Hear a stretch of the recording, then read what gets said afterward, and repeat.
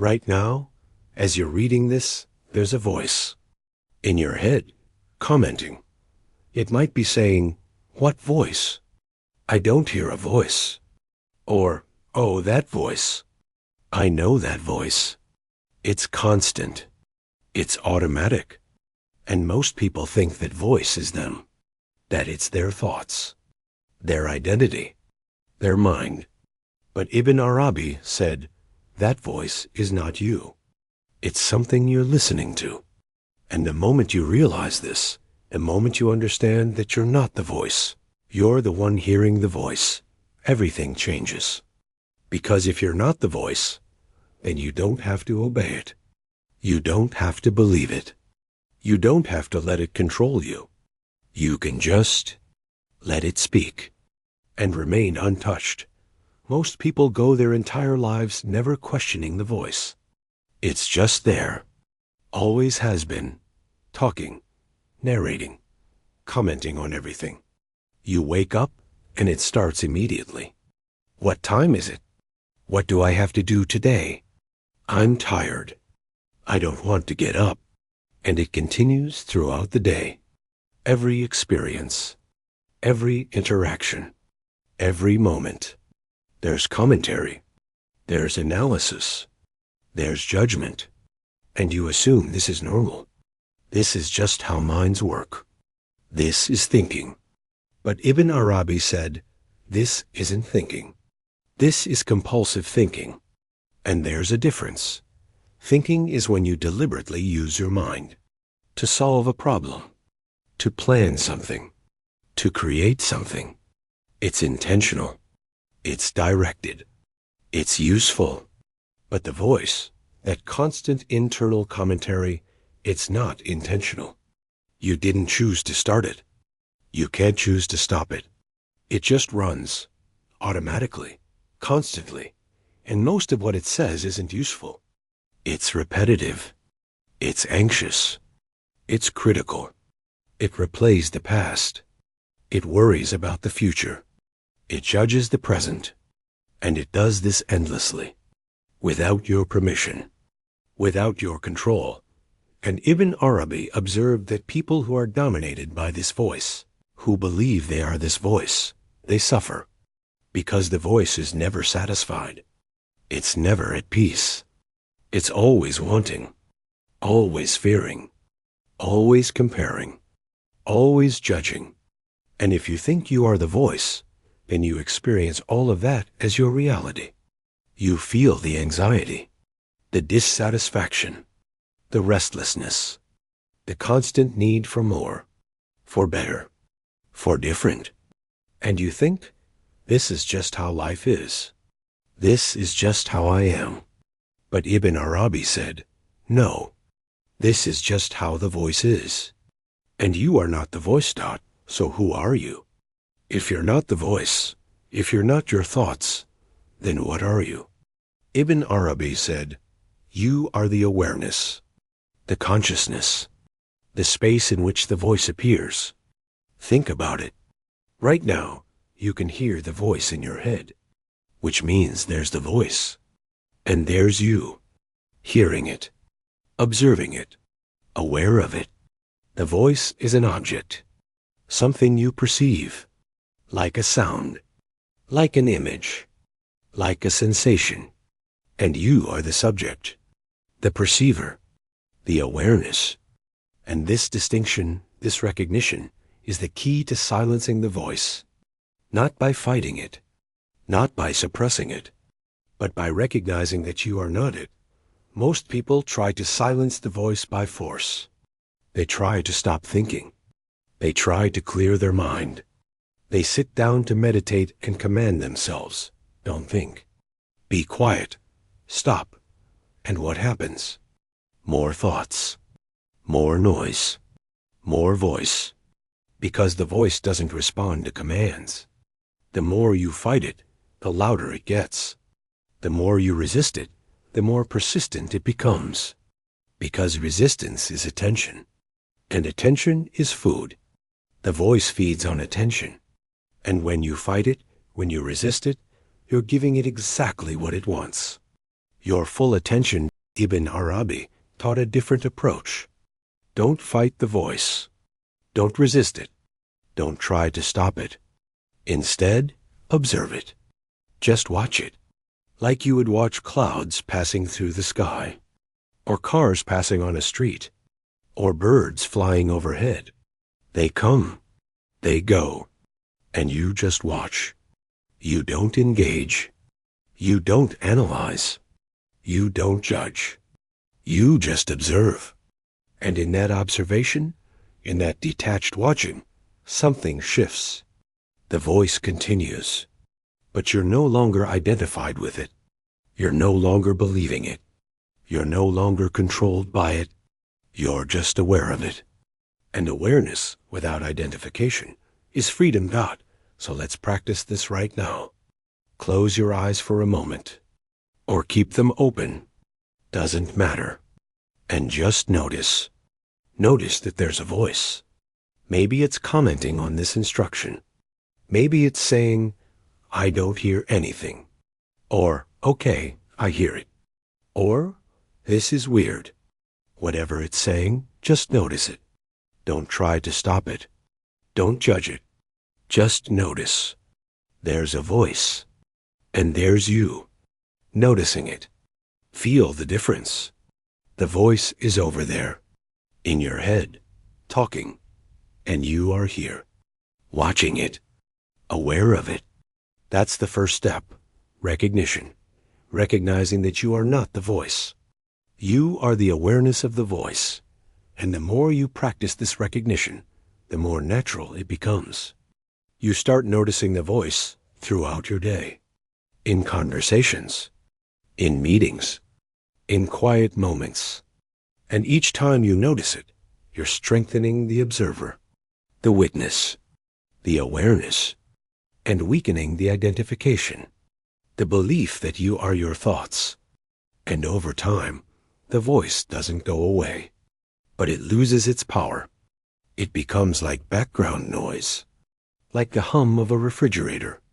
It's there. But it's not commanding your attention. It's not controlling your emotions. It's not dictating your actions. It's just there, and you're free. But Ibn Arabi also taught a second practice, a deeper practice. Once you've learned to observe the voice, once you've established yourself as the witness, you can begin to explore the silence, the space between thoughts, because thoughts are not continuous. They come and go. There are gaps, brief moments where one thought ends and another hasn't begun yet. And in those gaps, there's silence, pure awareness. No voice, no commentary, no noise, just presence. And most people never notice these gaps because they're so brief, so subtle, and the mind moves so fast that it immediately fills the gap with another thought. But if you slow down, if you pay close attention, you'll start to notice them. The gaps, the pauses, the silence between words, between sentences, between thoughts. And Ibn Arabi said, these gaps are doorways, doorways into your true nature, into pure awareness, into the space that you actually are. And the practice is simple. When you notice a gap, rest in it. Don't try to make it longer. Don't try to force it. Just rest in it, for however long it lasts. 1 second, 2 seconds, half a second. Doesn't matter. Just rest. And in that resting, you'll taste something. Something that's always been there, but you never noticed. Peace, stillness, presence, the silence that you are. Beneath the voice, beneath the thoughts, beneath the noise. And the more you rest in these gaps, the more they expand. Not because you're forcing them, but because you're no longer constantly generating thoughts. You're no longer feeding the voice with attention. You're just resting, in awareness, in presence, in silence. And the voice, finding no attention, begins to quiet. Not permanently, not forever, but more and more, until there are long stretches of silence, where you're just here, present, aware, without commentary, without narration, without the constant internal noise. And in that silence, you discover something remarkable. Life is happening, right now, fully, completely, vividly, and the voice was never adding to it. It was only obscuring it. It was only creating a layer of thought between you and reality. And now, without that layer, you're experiencing life directly, immediately, without the filter of thought. Ibn Arabi also addressed a common concern. People ask, if I silence the voice, will I lose my ability to think? Will I become incapable of planning, of solving problems, of functioning? And his answer was, no, you won't lose the ability to think. You'll lose the compulsion to think. There's a difference. Right now, the voice thinks constantly, whether you need it or not, whether it's useful or not. It just runs. But when you're no longer identified with it, when you've established yourself as awareness, thinking becomes a tool, something you use when needed, and put down when not needed. Like a hammer, you pick it up when you need to build something, and you put it down when you're done. You don't carry it around all day. You don't let it swing randomly at everything. You use it intentionally. And that's what thinking becomes. Intentional, directed, useful, not compulsive, not constant, not controlling.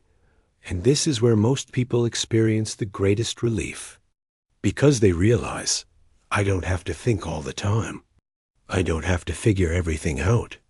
I don't have to solve every problem. I don't have to replay every conversation. I don't have to worry about every possibility. I can just be here, now, present. And when thinking is needed, when a decision needs to be made, when a problem needs to be solved, thinking arises, naturally, effortlessly, and then it subsides. And I return to presence, to awareness, to silence. And life becomes so much lighter, so much simpler, so much more peaceful. Ibn Arabi also taught the practice of labeling. When you notice the voice, when you catch it in the act, label what it's doing. Don't judge it. Don't criticize it. Just label it. Oh, there's worrying. There's planning. There's judging. There's replaying. There's imagining.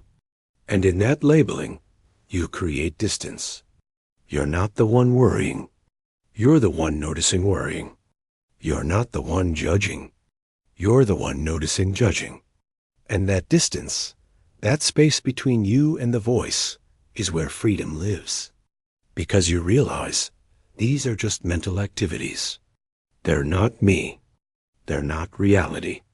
They're just thoughts, passing through, like clouds, like sounds, like sensations.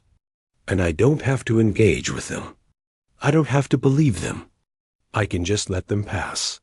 And over time, this practice transforms your relationship with your mind. You're no longer at war with your thoughts. You're not trying to control them. You're not trying to stop them. You're just aware of them. And in that awareness, they lose their grip. They become less frequent, less intense, less convincing. And the silence, the space, the awareness becomes more apparent, more accessible, more natural, until it becomes your default state. Not thinking, not analyzing, not commentating, just being, just aware, just here. But Ibn Arabi warned against making silence a goal, against trying to achieve permanent silence, because that becomes another thing the mind chases.